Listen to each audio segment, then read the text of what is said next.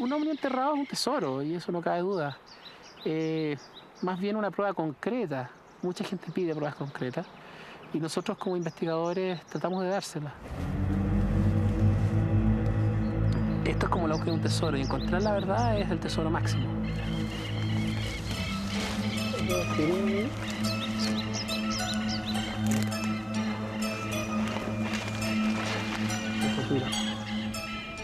¿Acá?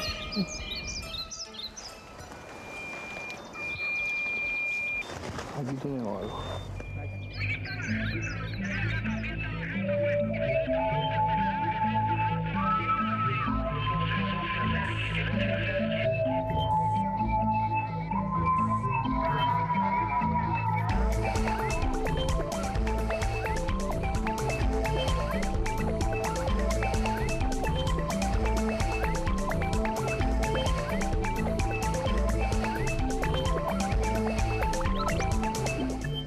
De los aviones parpadean, fue introduciendo parpadean, como que aceleró más.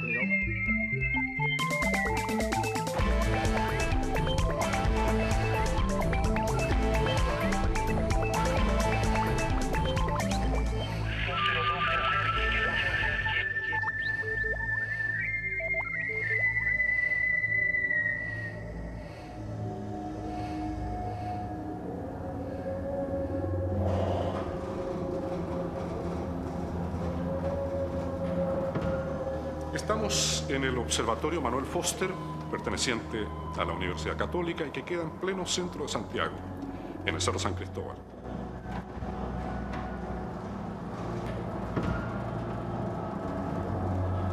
Fue inaugurado en 1902 y en esa época era el primero de Sudamérica.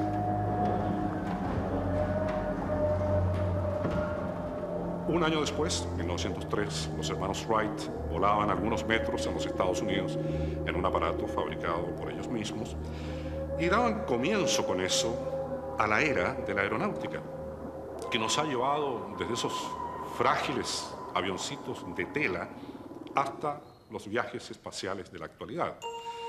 Ya hemos llegado a la Luna y dentro de poco serán viajes interplanetarios. Si hemos logrado todo eso en poco menos de 100 años, uno se pregunta, ¿no habrá habido otra civilización capaz de hacerlo también antes que nosotros?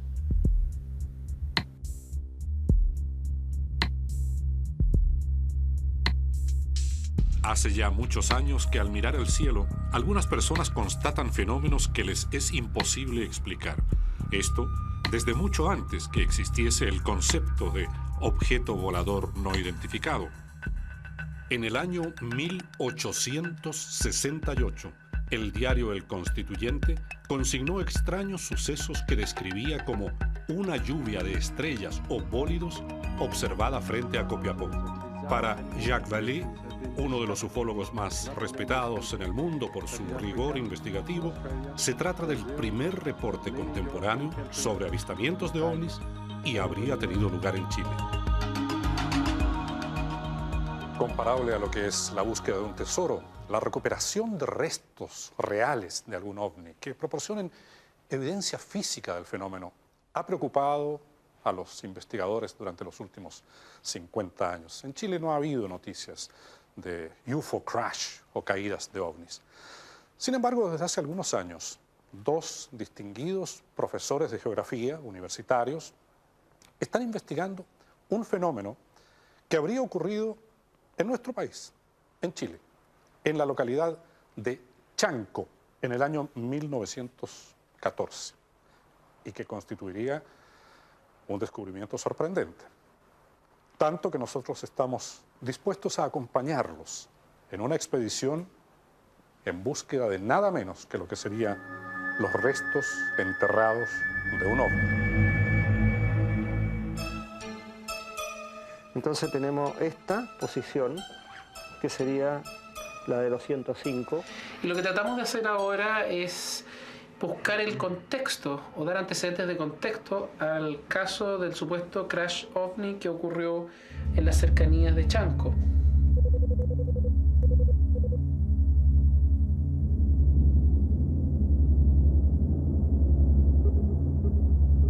Claro, aquí estamos en lo que llaman la séptima región de la zona litoral, al sur de la localidad de Chanco.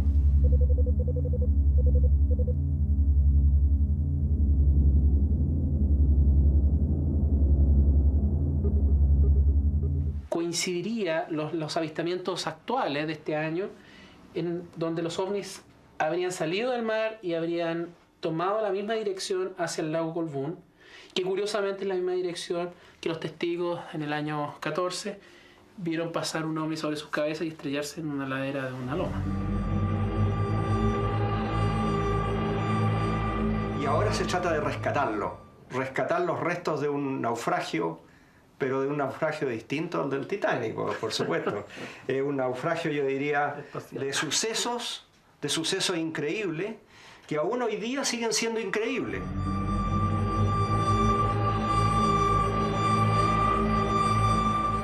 ¿Cuándo usted tiene memoria de la primera vez que escuchó la historia del ovni de 1914? Hace unos 20 años atrás. ¿Se lo contó? Me lo contó mi suegra. Tengo una gran fe y una creencia en la honestidad de la mamá de mi señora, en el sentido de que lo que cuenta ella, lo que vio ella a los 14 años de edad, o sea, hace 74 años atrás, es un hecho efectivo. Es un hecho efectivo, y si cayó un objeto que estuvo ardiendo toda una tarde en el lugar, quiere decir que ese objeto, si es un objeto metálico, ese objeto está ahí, en ese lugar. Partimos hacia Chanco, en la séptima región, en búsqueda de restos de un supuesto ovni, acompañando a los geógrafos Pedro Muñoz y Reinaldo Borges. Ambos son profesores universitarios y Pedro Muñoz lleva ya años interesado en el tema de los ovnis.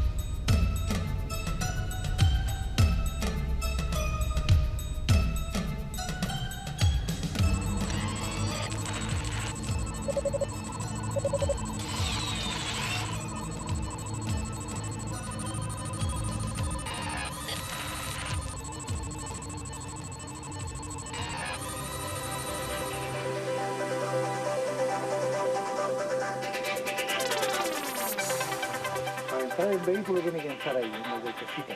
Pero ahí pasaba al otro lado. Ahí pasaba, llega allá, aquella punta.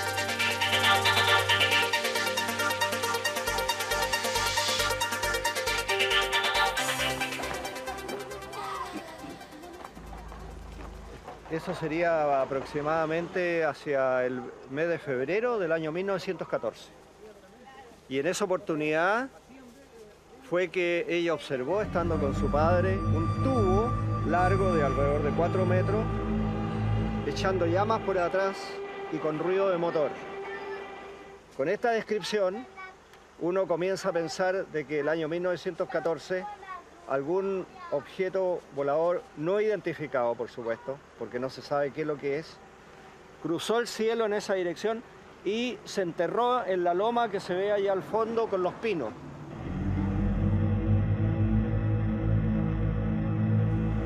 Ahora, doña Juana tiene hoy día 98 años, tenía 14 años en esa época.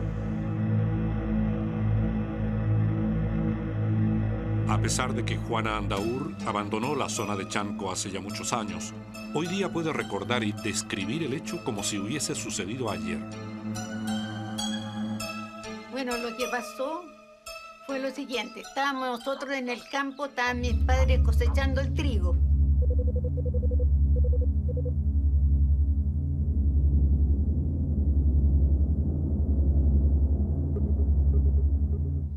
Y nosotros andamos por ahí revolviéndola. Cuando de repente veo que aparece desde allá una cosa como un guión.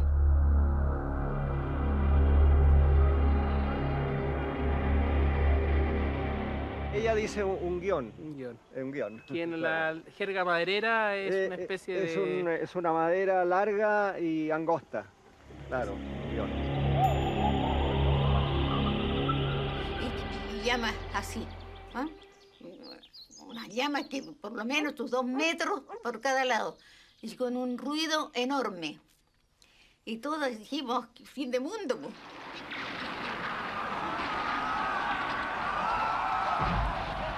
El año en que Juana Andaur fue testigo de este curioso fenómeno, el mundo era escenario de la Primera Guerra Mundial, que contrastaba fuertemente con la tranquilidad de Chanco. Sin embargo, esta tranquilidad se vio interrumpida por ese objeto desconocido que surcó el cielo, asustándolos a todos.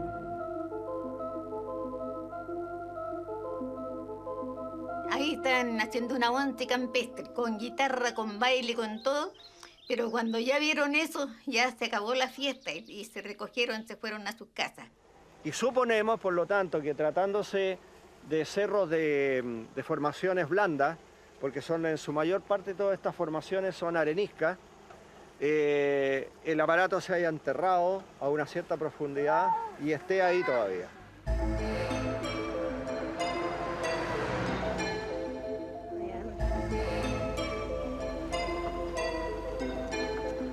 ¿Dónde cayó?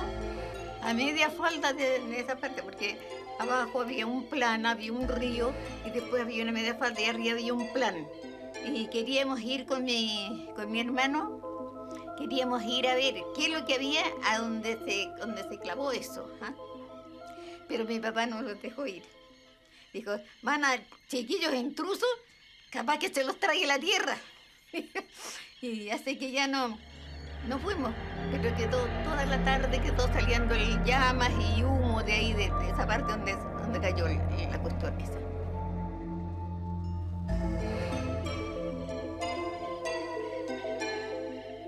Siempre le preguntan a los alumnos qué es lo que ha pasado en el tiempo, en las vacaciones. Entonces yo le dije lo que había visto, ¿eh? Que habíamos visto esa viga ardiendo. Ah, dijeron la profesora, es un rayo. Y no le dieron importancia.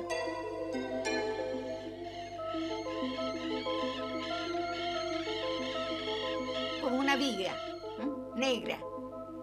Negra y se extendía y de ahí salían las llamas así para ambos lados.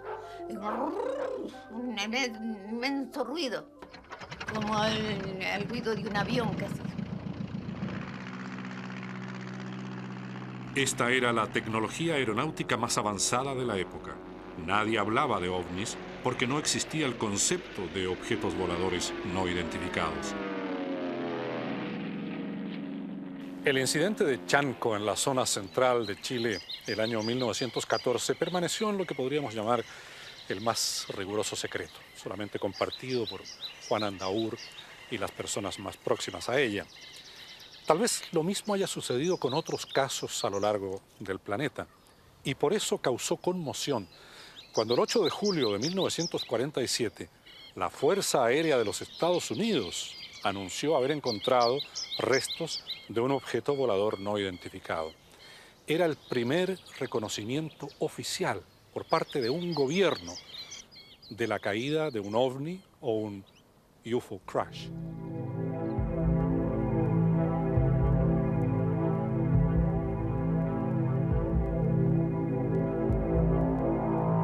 La caída de un ovni en Roswell fue la primera evidencia concreta de este tipo de sucesos, abriéndose con ello la llamada era moderna de los ovnis. Al fin había una evidencia física, lo que podría implicar la existencia de vida inteligente en otros planetas. El texto del comunicado estaba respaldado por el responsable de la base militar de Roswell, coronel William Blanchard. Los restos metálicos habían sido encontrados por William McBrazel, capataz del rancho Foster, en Nuevo México, después de una tormenta eléctrica, y personal de las Fuerzas Aéreas del Escuadrón de Bombarderos de Rescate 509 retiró la evidencia. 24 horas después, el general de brigada Roger Ramey, jefe de la 8ª Fuerza Aérea, desmintió la información. A partir de ese momento, la versión oficial fue que el supuesto platillo volador no era más que un instrumento meteorológico o de radar de alguna clase.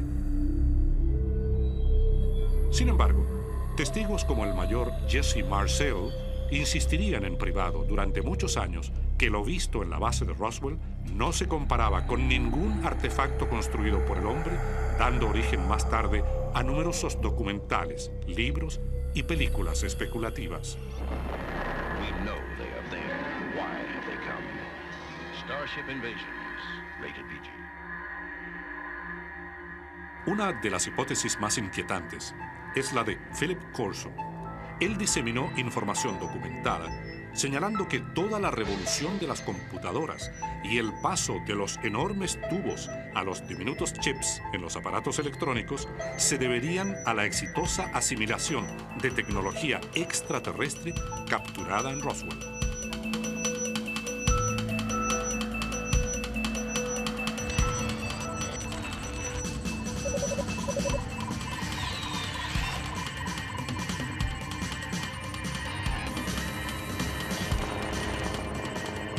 El ex policía militar Joe Stefula, un hombre que ha tratado de aplicar métodos investigativos más rigurosos a las pesquisas sobre el fenómeno ovni, está convencido de que algo importante ocurrió en Roswell el año 47. Y así nos lo planteó cuando lo visitamos en los Estados Unidos. ¿Cuál es su opinión sobre el caso Roswell? Eso depende realmente de a quién le vas a creer. Durante años Roswell ha sido corrompido por falsos recuerdos y por parte de algunos mentiras intencionadas sobre él. Yo creo que quizás ocurrió un gran evento durante esa época, pero creo que los detalles verdaderos de lo que realmente ocurrió aún no han sido revelados. ¿Ha descubierto usted algo sobre este caso? Todavía estoy trabajando. Yo creo que la cosa más interesante que ha ocurrido con Roswell fue la publicación del libro del teniente Philip Corso, Roswell, un día después. ¿Por qué Roswell? ¿Podría esa instalación militar en medio del desierto tener algún interés para observadores inteligentes de otro planeta? Lo cierto es que la base de Roswell era de gran importancia en aquella época, porque el grupo de bombarderos 509 era el único escuadrón militar norteamericano que el año 1947 tenía silos con bombas atómicas. Mantenía tecnología bélica de punta y, de hecho, fue este mismo escuadrón el que 2 años antes, el año 45, había preparado los aviones B-29 que llevaron las bombas atómicas que destruyeron Hiroshima y Nagasaki durante la Segunda Guerra Mundial.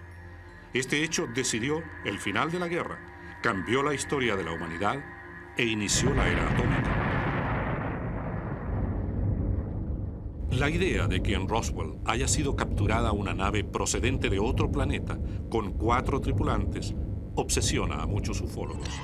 El debate entre escépticos y creyentes perdura hasta el día de hoy.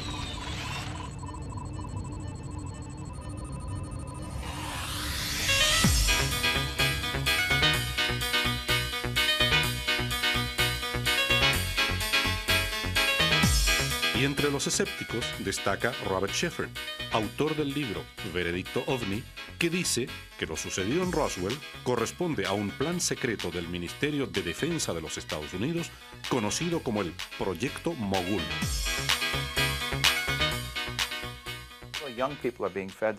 Hoy día toda la gente joven está siendo alimentada con historias como Roswell, autopsias de extraterrestres, los archivos X y todas estas cosas. Hasta hay gente que parece pensar que los archivos X son casi un documental, cuando supuestamente es solo entretención, pero están convencidos que algo como eso es verdad. Por supuesto, nosotros sabemos del caso Roswell, que realmente eran los restos de un globo de una operación de inteligencia, donde la gente que lo encontró no sabía qué era. Entonces la base militar dijo, tiene que ser un disco volador, porque era solo pocas semanas después de que la gente había empezado a ver platillos voladores. Pero cuando empieza a correr una historia, ya no puede pararse. ¿Y eso es lo que realmente pasó en el caso Roswell? Oh, sí, claro.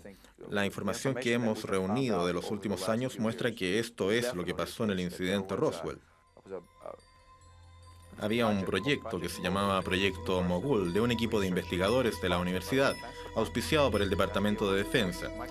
La idea era poner micrófonos a gran altura para tratar de escuchar si la Unión Soviética estaba haciendo pruebas nucleares. Se esperaba escuchar los sonidos de baja frecuencia de las pruebas atómicas.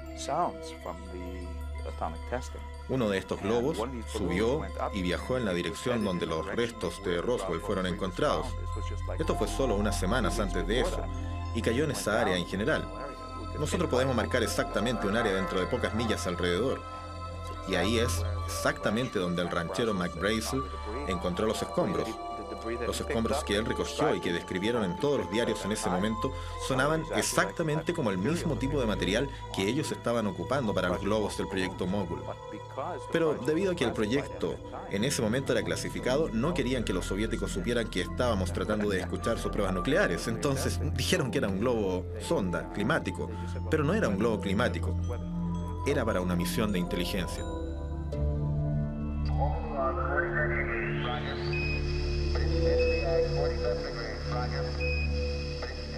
El caso Roswell resurgió en 1995 cuando un ex camarógrafo de la Fuerza Aérea de los Estados Unidos vendió a un productor de televisión británico una película de 90 minutos que supuestamente mostraba la autopsia practicada en 1947 a uno de los ocupantes de la nave espacial estrellada en julio de ese año en Nuevo México. Los ufólogos dudan de este documento audiovisual. Temen que se trate de una maniobra para confundirlos, para darles falsa información, y lo titulan, despectivamente, la muñecopsia. Esta cinta fue ampliamente difundida y era posible obtenerla hasta en los kioscos de diarios de nuestro país.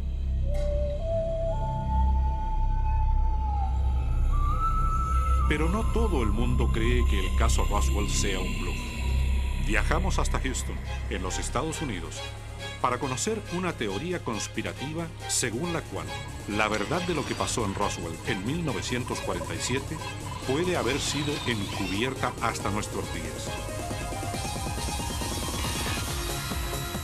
Un experto del programa espacial de la NASA, John Schuessler, piensa que Roswell puede ser solo uno entre varios accidentes de ovnis registrados en el mundo. Schuessler encabezó el proyecto VISIT, un equipo de expertos dedicado a investigar el mundo de los ovnis. Yo creo que han ocurrido varios choques de ovnis, no solo Roswell. Aunque yo creo que Roswell es un incidente bueno. Yo creo que ocurrió tal como lo cuenta la gente que estaba ahí, que un aparato realmente chocó y que había seres de algún tipo a bordo. Pero aún más importante, que fue sacado secretamente y guardado en algún lugar. Y uno puede estar seguro que alguien hizo la ingeniería inversa de eso, o aún probablemente están tratando. Y también en el mismo caso de otros choques. Hay cosas para aprender de cada uno, de su material, de su cerámica, los metales, la electrónica, los mecanismos de propulsión. Quizás aún no tenemos la capacidad de construirlos, pero seguramente podemos aprender algo de ellos. Yo creo que alguien está haciendo eso, y si no, sería un crimen. Si lo están haciendo en secreto. Sí, naturalmente sí. ¿El gobierno? Tendría que ser el gobierno, haciéndolo en secreto. ¿Por qué no? Teniendo la mejor tecnología del universo en tus manos, ¿por qué dejarlo pasar?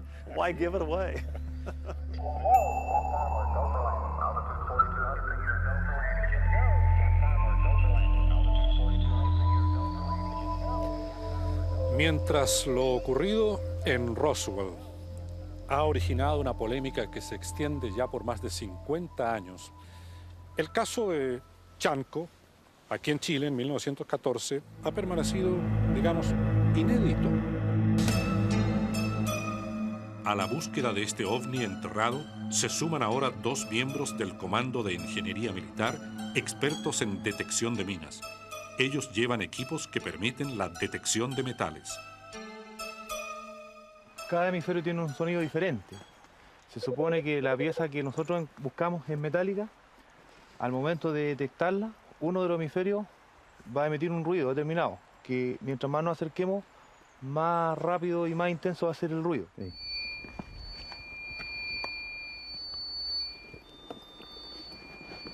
Para esta zona, como el objeto es más o menos grande lo que vamos a buscar, le voy a dar un grado de sensibilidad 1. Si es una masa metálica grande no hay ningún problema, aquí lo vamos a encontrar. Genial, esperamos que sí.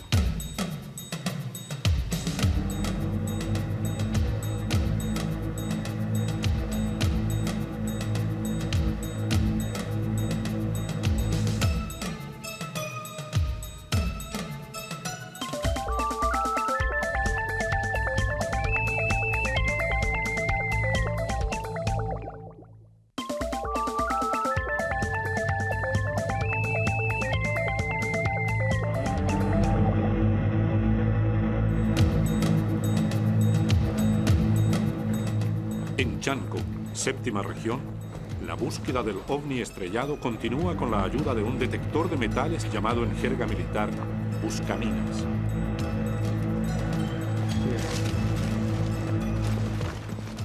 Esa es la dirección. De esa loma arriba, que sería la prioritaria, digamos, porque es la indicación dada originalmente como la posible punto de impacto, de ahí tenemos que derivar en esa dirección, hacia el mar. Haciendo un barrido. Haciendo un barrido, exacto. Desde ahí. Esa sería la idea. Si siempre cuando íbamos con Reinaldo yo le indicaba en esa parte, le decía, ahí, por ahí fue. No sabemos si esto está en pedazos, si está corroído, no sabemos el estado en que está enterrado. Eso no lo sabemos. Y, por ejemplo, podríamos encontrar fragmentos, una gran cantidad de fragmentos en una zona determinada. Eso también sería un éxito. ¿Qué creo yo que fue eso? No me puedo explicar qué es lo que pudo ser.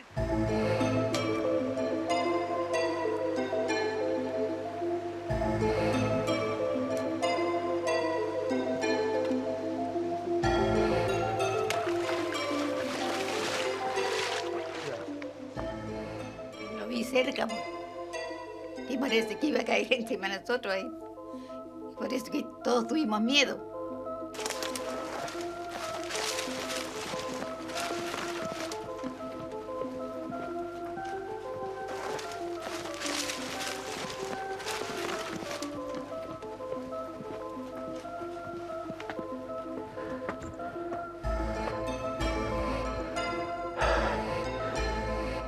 Tenemos a la vista el lugar. Nosotros desde la carretera vimos esta especie de triángulo invertido, despejado de vegetación, y asumimos que esa es la ladera más probable de donde puede estar el objeto. Nuestro segundo lugar probable es la ladera con vegetación misma, donde están los pinos en solitario. Sí, en este terreno se nota que hay gran cantidad de minerales porque el detector está constantemente sonando, así que creo que el subsuelo tiene cualquier cantidad de minerales. O sea que vamos a tener problemas para... Podríamos tener problemas. Don Reinaldo cree que el impacto fue en la parte de arriba, en una forma bastante superficial. Entonces, lo que yo pienso que deberíamos subir hasta arriba e ir bajando. ¿Por qué creemos que no es un aerolito, un meteoro o algo así? Resulta que los meteoros caen, primero que nada. Tienen un ángulo de caída. La velocidad de caída de un meteorito es caída libre, 500 kilómetros por hora, por la fricción del aire, y se vienen quemando como bolas de fuego, son bolas de fuego. Entonces, los meteoritos tampoco hacen ruido, no vibran, como si fuera un motor, que es un poco lo que relata el testigo. Y el humo lo venía echando por la cola, es como si tuviera, más bien parece un cohete, un misil. Y resulta que en 1914 no había cohetería, recién habían aviones de tela. El objeto venía desde el mar. Y justo vemos allá al fondo el mar, que está iluminado, y pasa sobre la escuelita donde se celebraba un matrimonio, como se había contado. Y se estrella, por lo tanto la mayor probabilidad es que sea aquí. Creo que es el registro más antiguo que tenemos en esta zona.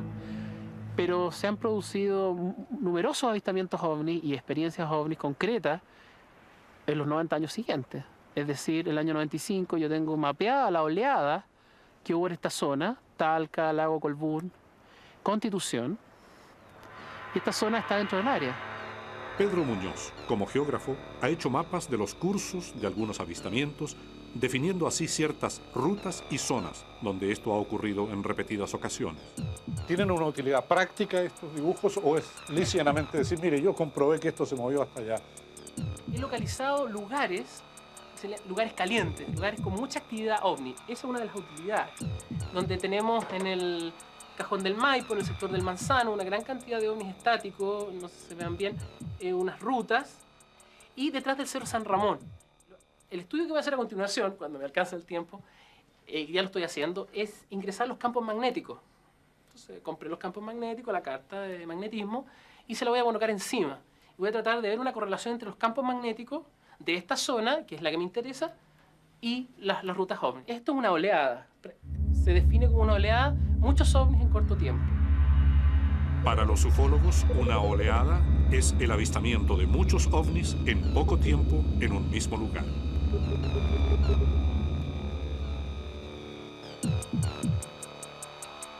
Ampliando la investigación de Pedro Muñoz, descubrimos que en Chile habría habido una oleada en 1997 en la zona de Reñaca, Cerro La Campana y Pucón.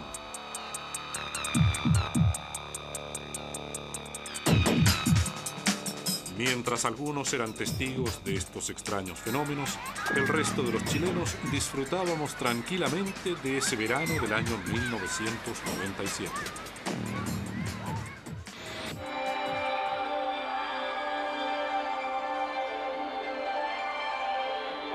Curiosamente, la apertura del Festival de la Canción de Viña del Mar de ese año se basa en un show cuyo tema central es la invasión de seres de otras galaxias.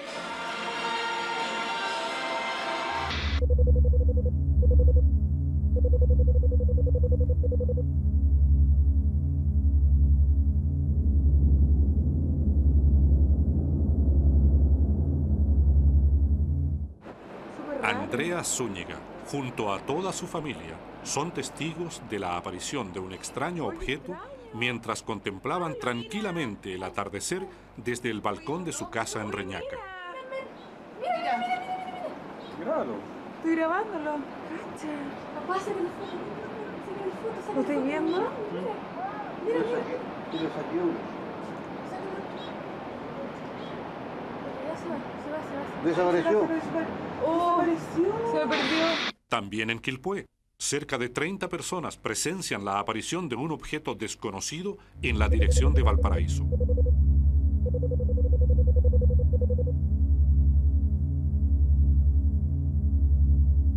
La grabación, tomada el mismo día y a la misma hora en que el objeto fue visto desde Reñaca, también aparece en televisión. Se habría tratado, por lo tanto, de un avistamiento simultáneo en Reñaca y Quilpué. El trípode. Comprobale que un ovni. Para mí la noticia. ¡Va desapareciendo! ¡Oh! ¡Mira, quedaron como tres cosas! Además de estos dos casos, hubo otros avistamientos en el mismo periodo en el Cerro La Campana, en Rapel y en Pucón.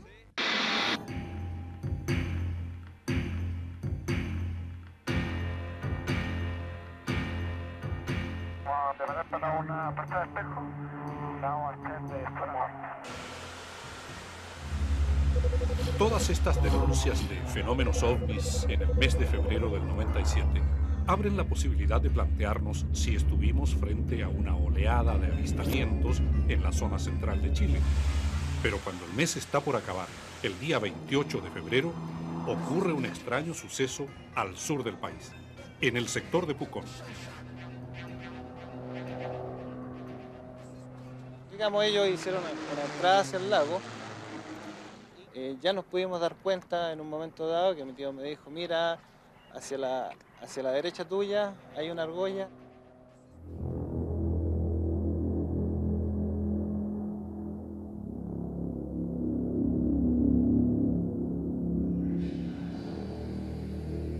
¿Durante cuánto rato contemplaron ustedes ese fenómeno, contando el tiempo que filmaron? Aproximadamente como, se puede decir, más de 2 minutos. Yo presenté la cinta a Canal 13 y se dio en el informativo y después ya 3 días consecutivos fue noticia. Recordando las imágenes, llamé al canal que estaba transmitiendo la noticia y les informé que eso se trataba de un globo que a mi juicio era lo que yo recordaba. Carlos Ruminot lleva cerca de 15 años como controlador de tránsito aéreo en distintas destinaciones a lo largo del país.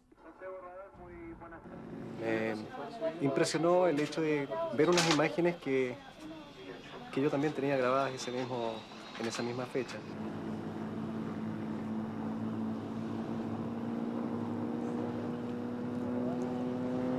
Estaba aproximadamente ubicado unos 800 metros al norte. Este es el pueblo de Pucón. Exactamente, al norte de Pucón. Cerca de la desembocadura del río. Exactamente.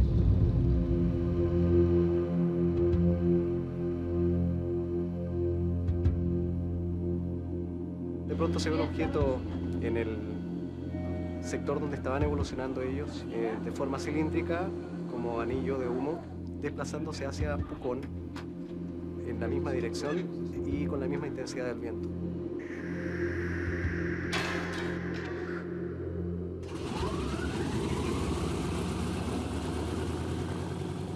Según algunos testigos, este mismo fenómeno se habría producido al menos por 3 años consecutivos junto con la presencia del grupo Halcones.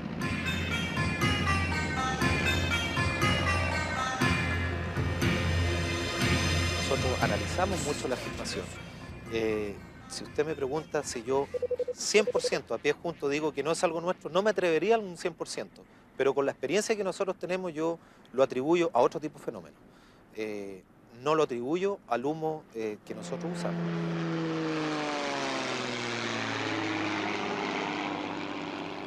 No es un fenómeno natural, sino que yo digo sinceramente que para mí es un objeto volador no identificado. Pienso que en esta oportunidad podría no tratarse de un ovni, sino más bien una argolla de humo.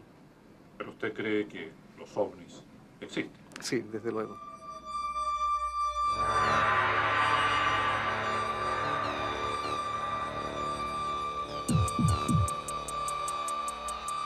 Conversamos con el profesor Pedro Muñoz, quien ha estudiado la eventual existencia de rutas a partir de estos avistamientos. Esto corresponde a una oleada en el año 95, marzo. La otra imagen tiene ovnis de los últimos 3 años. Esto ocurrió solo entre febrero y marzo del año 95. Esta oleada fue documentada por los periódicos de la zona, donde hay muchos testimonios, etc. Y se tomó lo mejor de esto, y donde hay una gran intensa actividad sobre el lago Colbún. El eje de avistamiento fue de Constitución hasta el lago Colbún, pasando por Talca. Por ejemplo, objetos voladores no identificados vistos por niños en el lago sobre torres de alta tensión. Entonces, cuando esto ocurría, de repente había un apagón general y se asociaba a que estos ovnis, los niños pensaban, robaban la energía eléctrica. Entonces les llamaban los ovnis robones.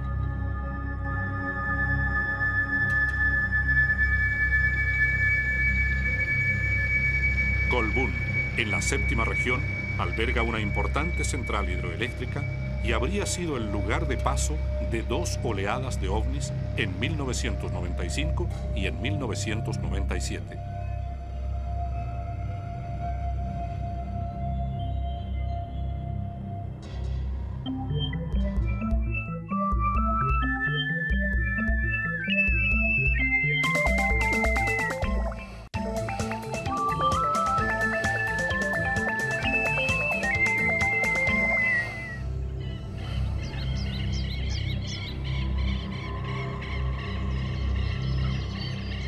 Colbún, 7ª región. Los niños de la escuela son parte de los testigos de oleadas de ovnis en los años 1995 y 97.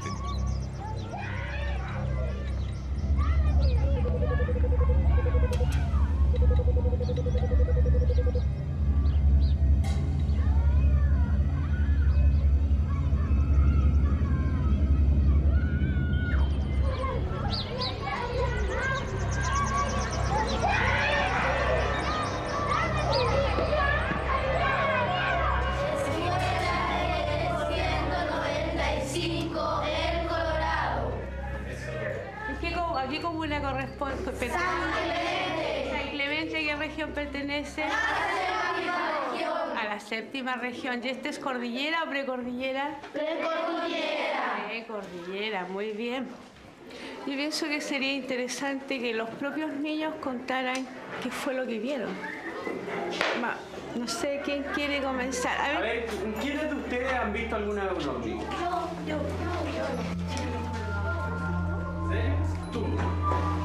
Cuando vuelan cambian de colores y tienen colores encendidos. Son las cosas luminosas que se ven en el cielo. ¿Serio? Van dejando un humo atrás. El otro día íbamos caminando con mi mamá y en el cielo vimos una cosa rara que era de colores, cambiaba los colores distintos. Y atrás iba dejando una nube así y yo grité a la casa de él: un ovni, miren para el cielo, y salieron todos y casi todos los de la familia de él lo vieron. Oye, ¿y supe que vieron uno acá en el colegio? Una mañana. ¿Estaban todos juntos cuando lo vieron? Sí. ¿Y cómo era ese? ¿Era uno, eran dos, eran más? Dos.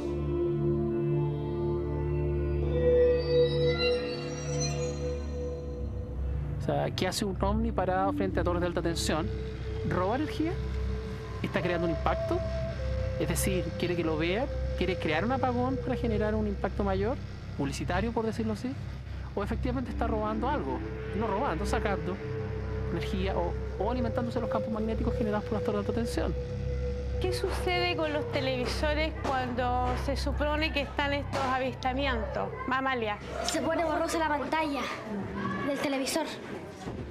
¿Y los relojes qué pasa con ellos? Empiezan a darse vueltas así. A dar vuelta la cosita de adentro. Y los punteros se vuelven locos, ¿sí?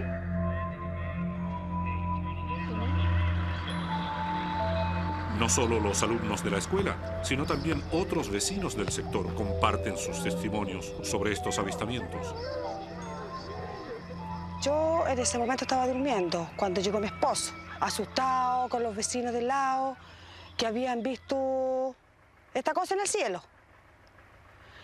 Y nos despertó a nosotros y vimos, era una cosa redonda, con una cosita hacia arriba, arribita con una cosita hacia arriba. Tipo así como un trompo, una cosa así. Y con hartas ventanitas chicas. Y siempre esta cosa dándose vuelta así. No así. Estaba como alimentándose de la corriente, una cosa así. Y ahí cuando apareció la otra nave, y se acomodaron y se retiraron hacia allá. Me dio harto miedo así cuando la vi, pero cuando se juntaron así las dos, ahí sí que me dio más miedo. Y yo le conversaba que había que olvidarse de eso que había visto, pero no podían olvidarlo. Yo le dije a mi esposo, los vamos de aquí porque yo siento mucho miedo. Siento miedo que mis hijos también se me fueran a enfermar al seguir viendo esta cosa.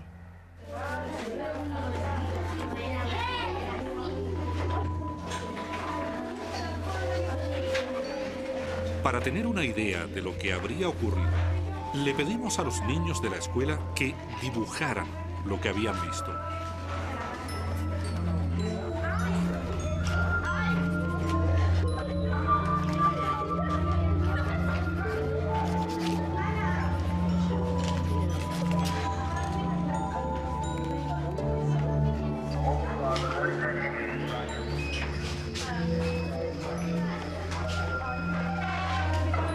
¿Era amarillo?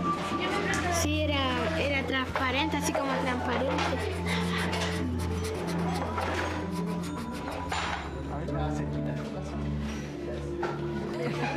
Y este es el que vio Bárbara.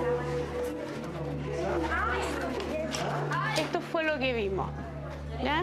O vi. Este desaparece, este sigue su trayectoria hasta el silo, de ahí es donde empieza a hacer este tipo de movimientos y luego desaparece, así en forma fugaz.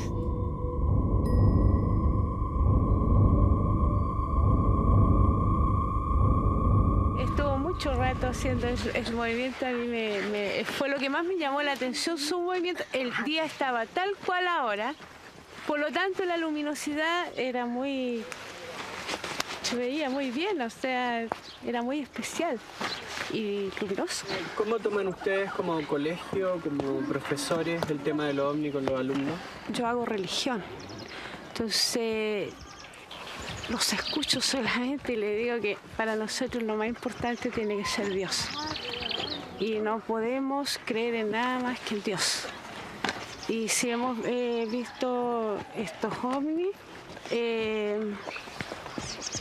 nadie de nosotros nos asegura que efectivamente son ovnis, no son ovnis. Yo no hago un cuestionamiento con ellos, porque puede influir mi palabra en ellos. Y para mí tiene que ser muy importante que ellos crean en Dios. O sea, ese es mi objetivo, que su firmeza sea Dios para que no tengan miedo.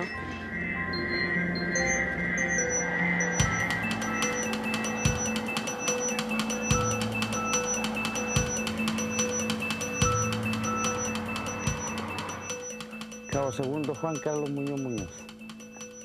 Era como a las 22, 23 horas más o menos. Y había como una nubosidad grande, ¿cierto? Una nube, no podría decirle el tamaño, pero se veía más o menos grande. Y cuando de repente sale desde la nube, ¿cierto? Un objeto circular con las ventanitas que giraba en contrasentido del reloj. Daba vuelta, ¿cierto? Y avanzaba hacia acá, donde nos encontrábamos nosotros mirando desde la ruta. Después de haberlo visto por más o menos unos 15 a 20 minutos, ya después se vio casi acá encima de la antena. 15 a 20 metros más arriba. Y calculando el porte, ¿como el porte del retén? Poquito menos que el retén. ¿Poquito menos que el retén? Sí, porque era inmenso. ¿Usted tuvo otro avistamiento que tiene algo que ver con el lago? Sí, también ahí en el lago una tarde se vio en el lago un objeto igual que estos mismos que había visto, pero ese tenía sonido, igual como esos aviones zumbaban, y bajaba una luz bajaba hacia el lago, y las aguas del lago se movían las aguas del lago, ¿cierto? Y bajaban una onda, como una onda magnética, así hacia abajo, y cuando bajaba se movían las aguas del lago. ¿Es posible que las esferas luminosas vistas sobre los cables correspondan a algún fenómeno producido por la misma central?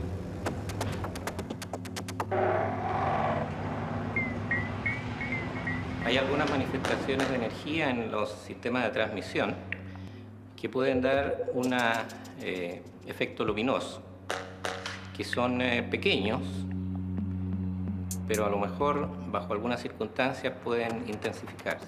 Específicamente hablando del fenómeno corona, es un efecto que puede intensificarse bajo condiciones de mal tiempo, bajo condiciones de asperezas en la superficie de los conductores, o sea, imperfecciones en la superficie de los conductores de una línea de transmisión.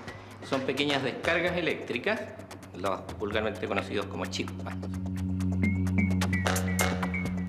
Estamos en estos momentos en el laboratorio de alta tensión de la Universidad de Chile y queremos mostrar en vivo y en directo cómo se manifiesta el fenómeno corona.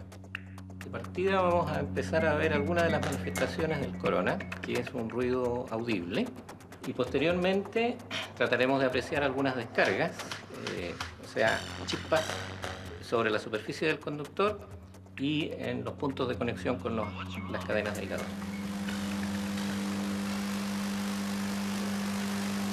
200.000 volts.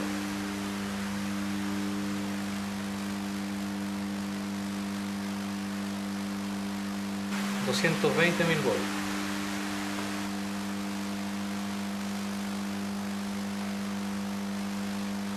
Con la amplitud que usted me los cuenta y con la intensidad, yo difícilmente creo de que manifestaciones naturales de una línea en servicio puedan dar ese tipo de efecto, de esa intensidad y de esa amplitud. Si descartamos que se haya tratado de un fenómeno electromagnético, ¿qué podrían haber sido estos objetos anómalos que la gente de Colbún ha observado con tanta regularidad? Después de mucho investigar esto, creo que hay una inteligencia detrás y creo que los propósitos son tan variados como lo tendría una expedición tuya yendo a una tribu de la selva perdida en el Amazonas. Tú tendrías muchos propósitos y muchos de ellos no los entenderían. ¿Qué es poder saber ello que tú buscas productos químicos para curar el cáncer, por ejemplo? O buscas intercambios culturales, eso lo entenderían. Conocerte, tú conocerlos a ellos. Si fuera efectivo que el eje entre Chanco y Colbún es una ruta frecuente de paso de ovnis, ¿será posible encontrar los restos del ovni que se habría estrellado en 1914?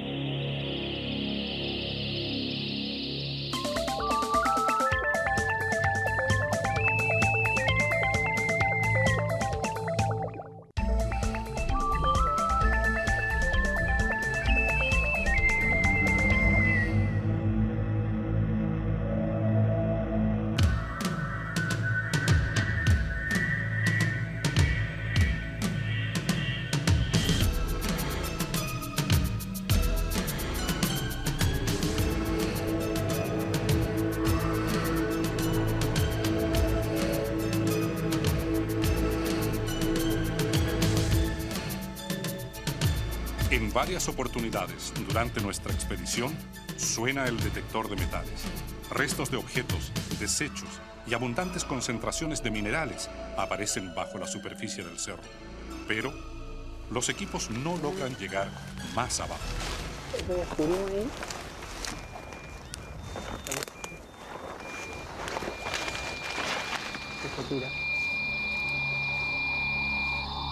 Acá.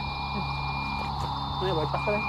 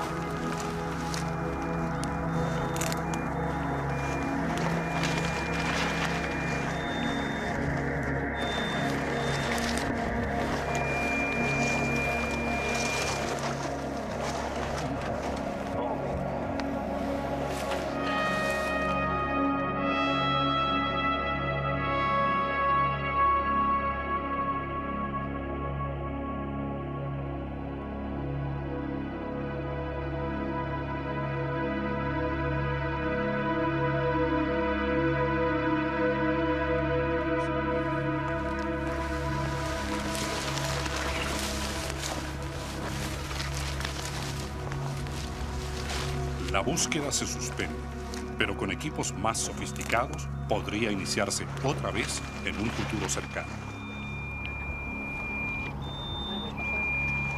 Constantemente suena el detector. Debe ser por algunos minerales que deben haber acá en la superficie. Más no podemos hacer. Haría falta, si a uno le interesara continuar con esto, otro tipo de detector. O sea, primero aproveche esto y luego continuar con un sensor gravimétrico, que es lo que se usa para detectar intrusivos a mayor profundidad. A lo mejor el objeto no está tan superficial como nosotros pensamos. Y no es malo equivocarse en eso, sino que una hipótesis más, una hipótesis menos, hasta encontrar la verdad, que eso es lo que andamos buscando.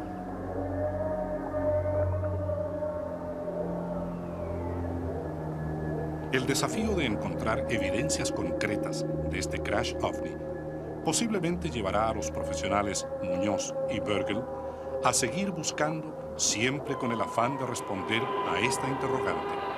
¿Existen evidencias sobre vida inteligente en otros planetas?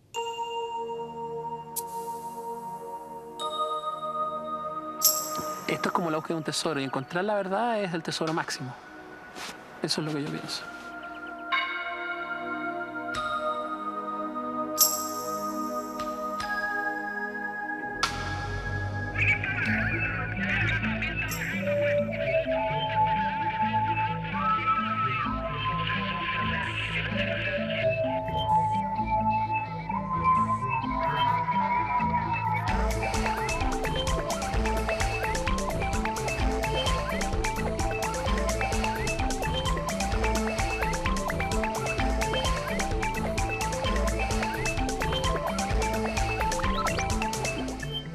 De los aviones parpadean, pues produciendo parpadeo. Como que aceleró más.